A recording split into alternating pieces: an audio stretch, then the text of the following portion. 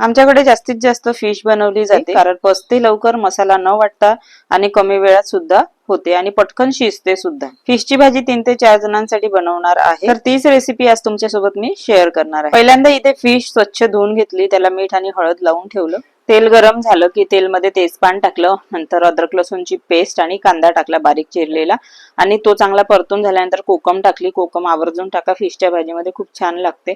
नंतर मग जे मसाले आहे ते टाकले, हळद, तिखट, धने पावडर, थोडासा गरम मसाला आणि धने पावडर। नंतर हे चांगलं मिक्स परतून झालं, त्यामध्ये मग फिश टाकायची आणि फिशला हलकसं मिक्स करून घ्यायचं आणि झाकण ठेवून 2 मिनिटाची वाफ द्यायची।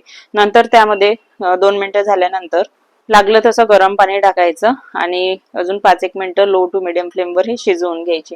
आणि फिश खूप लवकर शिजते आणि याचा गाडा गाडा रसा मला नाही आवडत, आम्हाला पातळच रसा आवडतो, खूप छान लागते। भाजी रेडी आहे। कशी वाटली रेसिपी हेही सांगा आणि व्हिडिओ आवडला तर लाईक, शेअर, सबस्क्राईब